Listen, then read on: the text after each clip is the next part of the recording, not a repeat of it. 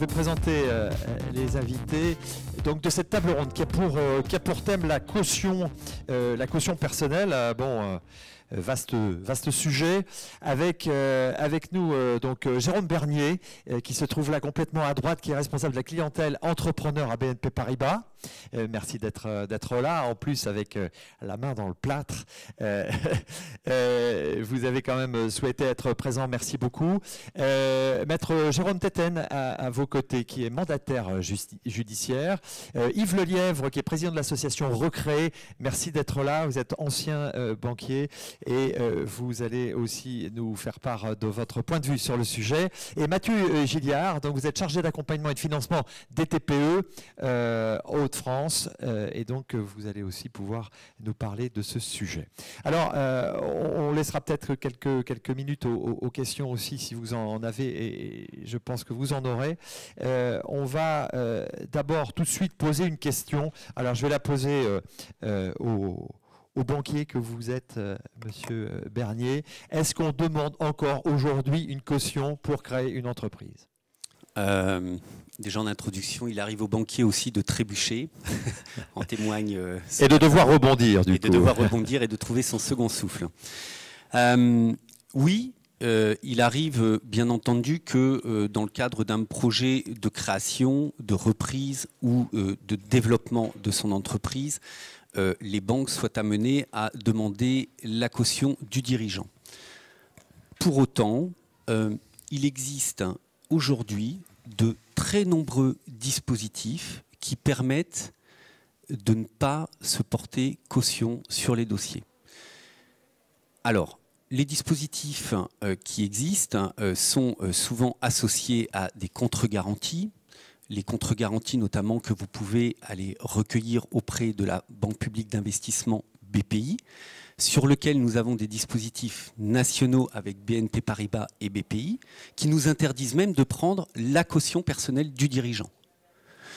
Nous avons également en place des conventions nationales avec la mise à disposition de prêts participatifs, et je pense notamment à Ulule, qui est une plateforme de prêt participatif, qui vous permet d'accéder au crédit de la création d'entreprise sans avoir à vous porter garant sur votre dossier de financement.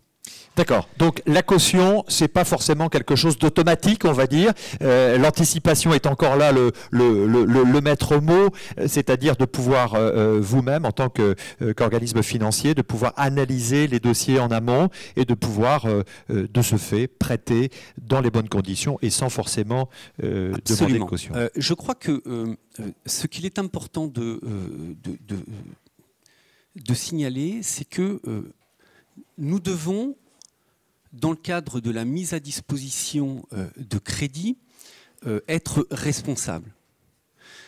Tout bon projet, le modèle économique validé, une structuration de financement bien ficelée, trouvera nécessairement un financement, sans difficulté.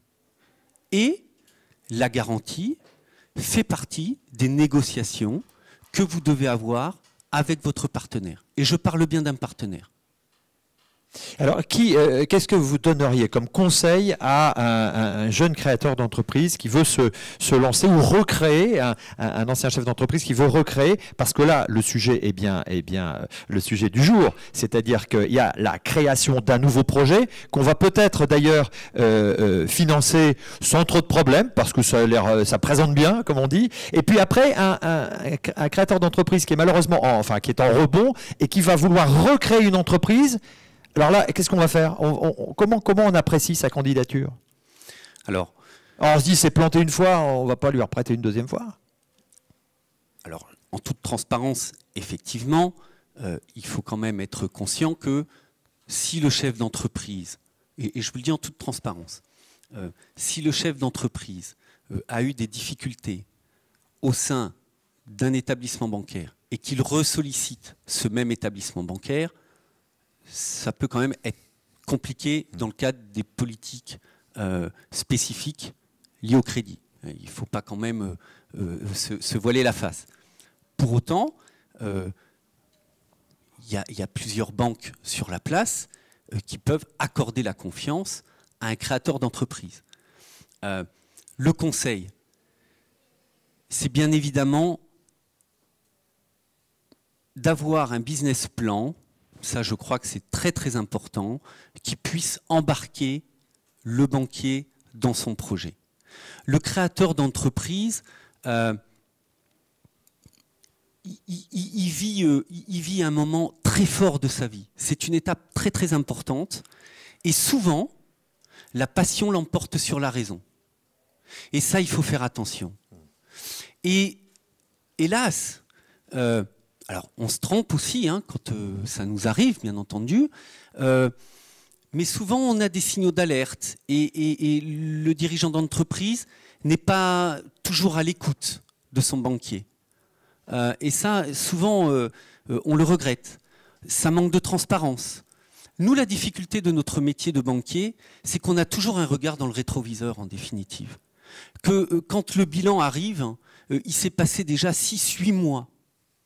Et on n'a plus la réalité de la situation. Donc il faut vraiment, et c'est pour ça que je parlais d'un véritable partenariat, il faut vraiment que ce partenariat soit sur des socles et des bases solides et de transparence. À la première difficulté, il ne faut pas hésiter de contacter son banquier. Nous avons aussi des spécialistes, parce que moi j'anime des commerciaux et qui ne sont pas des spécialistes de l'entreprise en difficulté, mais quand on a une alerte, nous faisons intervenir nos experts, des chargés d'affaires qui sont là pour essayer de tout mettre en œuvre pour que les dommages ne soient pas trop compliqués hein, et douloureux surtout. Voilà. Merci beaucoup. Alors je vais m'adresser à Maître Tétène. Vous êtes mandataire judiciaire. Alors on parle de la caution. J'aimerais qu'on puisse définir les 3 temps. C'est-à-dire qu'il y a cette caution donc qui va être négociée, signée en tout cas pour certains projets en amont de la création d'entreprise, vraiment au moment de la création d'entreprise. J'aimerais qu'on évoque bien sûr cette caution pendant le développement de l'entreprise, parce que je pense qu'on peut aussi peut-être renégocier cette caution. J'aimerais bien qu'on aborde aussi très rapidement ce point. Et puis après, comment on fait quand on doit gérer malheureusement des dizaines de milliers d'euros de remboursement. Comment ça peut se gérer aussi, parce que ça peut être complètement un frein à la recréation. Et je dirais qu'on a un peu tout perdu, quoi. Et donc on est un petit peu au bout du rouleau. Qu'est-ce que vous pouvez nous dire sur ces 3 moments-là? Et vous, votre expérience en tant que mandataire judiciaire? Oui, c'est un vécu, un témoignage que je peux faire en la matière, parce que la question du cautionnement, de la caution, c'est une question qui est quand même assez fréquemment abordée lors du tout premier entretien que nous avons avec le dirigeant de société. Puisque le cas le plus fréquent que nous sommes amenés à traiter est celui du dirigeant de TPE. Je ne parle pas du dirigeant d'entreprise individuelle, puisque par définition, il est lui-même engagé sur ses propres biens, et la procédure appliquée par le tribunal pourra appliquer à l'engagement financier du banquier un traitement qui le protégera. Qui permettra le remboursement de la créance ou pas, mais qui protégera l'entrepreneur individuel. En revanche, le gérant de la SARL, le président de la SAS, on a de plus en plus de SAS dans les micro-entreprises pour des raisons de protection sociale. J'ouvre une parenthèse, mais il y avait une question qui me brûlait les lèvres tout à l'heure auprès de Madame Grégoire, j'ai pas eu le temps de la poser, mais c'est la problématique du RSI, des charges sociales personnelles du dirigeant de société.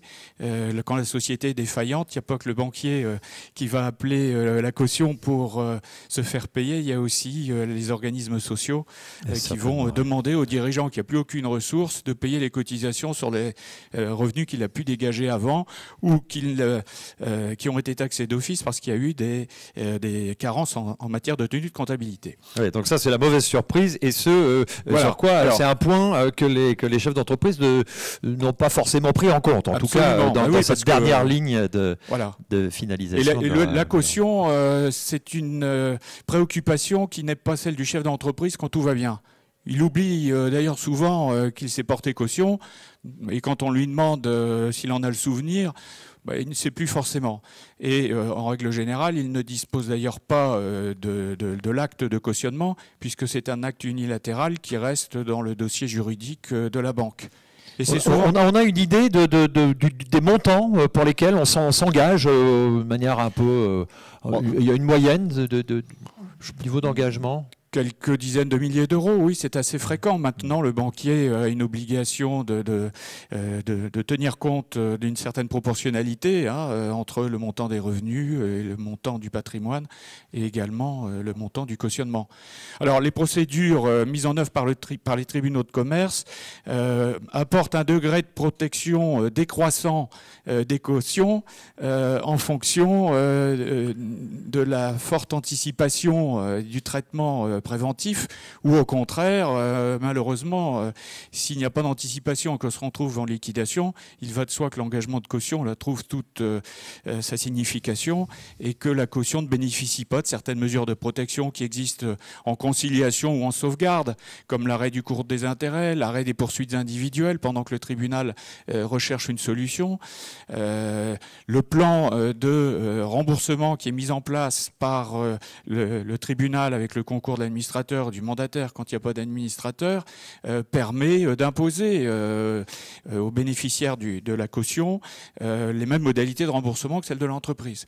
En revanche, si on arrive, pour faire court à la liquidation judiciaire, là, le bénéficiaire du cautionnement a toute latitude pour agir et mettre en œuvre sa caution. Et je peux vous assurer que c'est vraiment une question qui arrive très souvent. J'ai encore eu le cas cette semaine d'une boulangerie qui est en redressement judiciaire. Il y a 9 salariés, c'est déjà un établissement d'une certaine importance.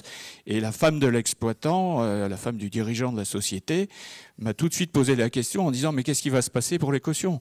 Et donc nous avons, nous, les mandataires de justice, une mission d'accompagnement, d'information, pas de défense des intérêts de la caution, ça ne rentre pas dans notre travail puisque nous représentons tous les créanciers, mais nous sommes amenés à notamment indiquer à ces dirigeants d'entreprise, surtout en liquidation judiciaire, qu'ils ont intérêt à ne pas mettre la tête dans le sable, comme on dit, mais à entrer en discussion, à se rapprocher de la banque pour pouvoir éventuellement mettre en place une formule de remboursement et éviter, si possible, la vente de la maison, puisque c'est souvent l'enjeu.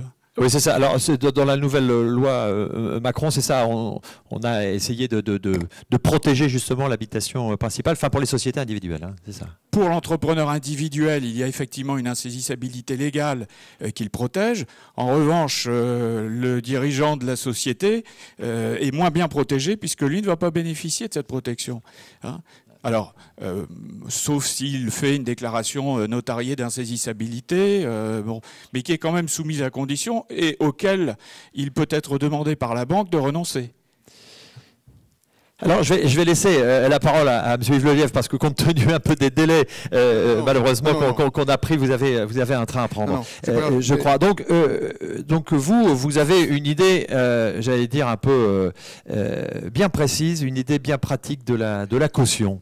Oui, c'est pas uniquement en raison de des deux indications qui sont sur le tableau, mais c'est un peu un cri du cœur, parce que moi je voudrais vous donner une expérience qui est due à une quinzaine d'années dans un tribunal de commerce à Nanterre, et puis aussi comme médiateur judiciaire, je fais de la médiation pour le TGI et la Cour d'appel. Vous étiez pendant 30 ans juge. Oui, et simplement ce que je veux dire, c'est que la caution, c'est un peu la double peine. Il y a un mot qu'on utilise souvent dans les tribunaux de commerce qui est la règle des 3D. Dépôt de bilan, déprime, divorce. Quand je dis que la caution, c'est un petit peu la double peine, parce que quand tout va bien, tout va bien. L'entrepreneur, il a signé son crédit, la banque, elle a un client en plus, et puis elle a une garantie pour l'avenir. Bon. Mais quand tout ça va pas bien, quand en réalité, ce qu'on a dit ce matin d'ailleurs, il y a un client il y a un fournisseur qui fournit pas bien, il y a un client qui paie pas, même si on est un bon dirigeant, même si on a un bon marché, même si on a un beau produit, même tout ça, on peut se casser la figure parce qu'on n'a peut-être pas prévu, ce qu'on a dit d'ailleurs ce matin aussi, suffisamment sa situation financière. Mais le résultat des courses, c'est que là, l'invité mystère ressort.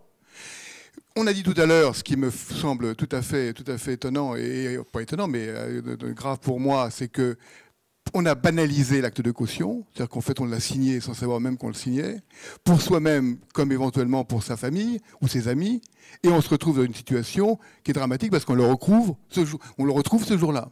Bon. Et là commence cette double peine. Parce qu'on va évidemment se trouver face à quelqu'un qui va essayer de récupérer, parce qu'il ne faut pas oublier que la banque, j'ai aussi fait de la banque un peu dans ma vie, la banque, elle ne prête pas son propre argent, elle prête le vôtre, elle prête le nôtre.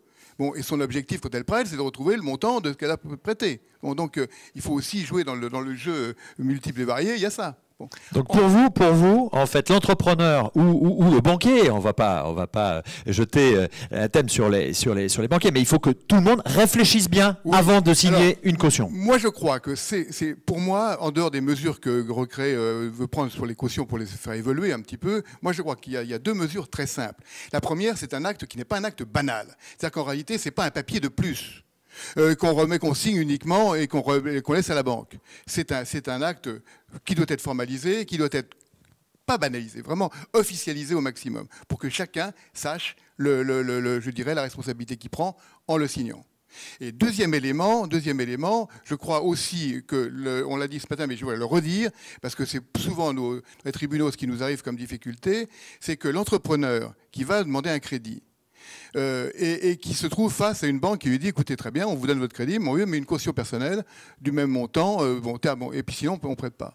Eh bien, moi, je persiste à dire que si vraiment le problème est celui-là, il faut que l'entrepreneur réfléchisse et se dise qu'en fait, peut-être vaut-il mieux pas qu'il fasse ce projet-là, de cette façon-là, parce que si l'objectif final, c'est de donner un crédit, de l'avoir, mais pendant toute sa vie, avoir ça au-dessus de la tête, je crois que ça n'en vaut peut-être pas la chandelle. Et que là, il y a une réflexion à faire. Donc pour moi, vous voyez... Pour vous, c'est peut-être que le projet est peut-être mal ficelé. Mal ficelé, et puis surtout, c'est un document parmi les autres. Enfin, j'en ai fait signer combien de cautions dans ma vie. C'est un papier comme les autres. Bon, voilà. Et ben, c'est pas, ou presque comme les autres. Il faut l'officialiser, il faut le rendre, je dirais, beaucoup plus formalisé que ça. Voilà. Ça, c'est pour moi les choses les plus simples. Dans le reste des cautions, je crois que Recré défend, avec le portail du rebond d'ailleurs, d'autres idées sur notamment le montant de la caution, sur la durée de la caution. Est-ce qu'une caution doit nécessairement être une caution indéfinie? Est-ce qu'elle peut couvrir, est-ce qu'il serait mieux pas qu'elle couvre uniquement des crédits court terme, parce que là, il y a une période de fonds de roulement qu'il faut faire, et pas forcément un crédit, une caution illimitée. Est-ce qu'on ne peut pas faire appel il y a des sociétés de caution à un moment donné aussi. Il y a un certain nombre de questions qui peuvent se poser et qui devraient pouvoir trouver une... Parce que la responsabilité après, moi je le vois là en tant que médiateur, par la cour d'appel, quand je vois les gens en cour d'appel qui viennent, parce que la banque a évidemment fait jouer la caution, ils perdent en première instance, ils arrivent en appel, et en appel, la cour d'appel se dit, bon, moi je peux faire un arrêt là-dessus, mais vous êtes médiateur, démerdez-vous. Bon. Ben, quand on me demande de me démerder, je trouve les situations dramatiques, parce que les cautions, elles ne sont pas uniquement données par le chef d'entreprise, mais le plus souvent, enfin quelquefois par la famille, par des amis. Et imaginez le drame qui peut se passer dans de nombreuses familles et amis pour ça. Donc je crois que moi, et là, il faut, en tant que médiation, on essaie de ramener les choses à leur juste valeur, mais c'est des discussions avec les banques qui n'en finissent pas, parce que la caution est très bien ficelée, elle est très bien faite, et puis elle joue parce qu'elle doit jouer. Et alors, ça peut jouer pendant des années, alors moi, 5 ans, 10 ans, 15 ans. Mon sujet, mon coup de gueule, il est en disant, attention, tant qu'on n'a pas changé la réglementation, tant qu'on n'a pas changé les choses, je crois que la responsabilité essentielle du chef d'entreprise, c'est de ne pas accepter, de reporter, de modifier son projet, plutôt que de se dire, je vais l'avoir, mon crédit, j'ai une caution, mais la caution, je m'en fous, comme de toute façon, je n'en aurai jamais besoin, elle ne jouera jamais, c'est pas grave. Eh bien, elle joue, si. Et quand elle joue, c'est dramatique, parce que 5 ans après, 10 ans après, 15 ans après, je vous assure que ça fait mal. Voilà. Alors, est-ce qu'on peut renégocier une caution ? Moi, je prends mon truc de banquier. Oui, bien sûr, on peut en négocier, mais c'est quand même très compliqué. C'est pas simple. Bon, là, je parle au banquier parce que moi, tout se renégocie. La caution fait partie des actes qui peuvent être renégociés. Le mieux, c'est de bien la négocier avant la mise en place du dossier. Pour rebondir, ouais. Alors une caution, effectivement, elle a une portée importante. Hein, c'est une garantie forte. Pour autant, on peut la limiter en montant, on peut la limiter en durée. Et je tiens juste à rappeler que nous ne ferons pas chez BNP Paribas un dossier de financement lié à une garantie. On fait du crédit responsable, on croit au projet, on valide le business plan, on valide le modèle économique, on est sur des structurations. Il faut aussi rappeler ça, on se le disait dans le creux de l'oreille. Le vrai mal de l'entreprise en France, c'est un manque de capitaux propres. Voilà. On ne peut pas demander à la banque d'être l'actionnaire majoritaire d'une entreprise. J'entends par là, sur un projet de financement où on va nous solliciter 100 000 euros avec 5 000 euros de capital social, c'est des choses sur lesquelles on va vite arriver, effectivement, si le modèle économique nous plaît, à un sujet de garantie, très clairement. Voilà. Donc il faut aussi travailler ce haut de bilan. C'est pour ça que je parlais des financements participatifs qui peuvent être une des clés pour éviter de recueillir la garantie d'une caution personnelle.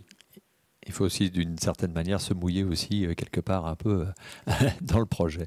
Alors, je vais laisser la parole au quatrième intervenant de cette table ronde. Alors, Mathieu Gilliard, merci d'être là. Vous êtes chargé d'accompagnement et du financement des TPE en Hauts-de-France, et notamment vous êtes chez Noractif. Alors, expliquez-nous un petit peu quelle est la particularité par rapport à M. Bernier, qui est lui de BNP Paribas. Bonjour à tous. Donc, Noractif, pour vous expliquer, on a deux rôles. Une partie sur l'économie sociale et solidaire et une partie sur laquelle j'interviens, donc qui concerne la création ou la reprise d'entreprises. Donc on a un rôle, on a une mission d'intérêt général, on a des fonds publics et on intervient en fait sur différents publics. Donc ça peut être des demandeurs d'emploi, indemnisés ou non, des personnes qui sont en précarité, donc j'entends par précarité au sens large du terme, donc ça peut être RSA, minima sociaux, temps partiel, CDD. Également les personnes qui sont issues ou qui souhaitent créer dans des quartiers prioritaires. Pour ce faire, donc, nous, on a des outils de garantie et la majorité de nos outils de garantie, en fait, excluent la caution personnelle. Donc, je pense que par rapport à mes interlocuteurs, vous avez bien compris l'importance de la caution personnelle et l'engagement face à cette caution. Donc, nous, dans notre fonctionnement, en partenariat souvent avec les banques, on vous reçoit.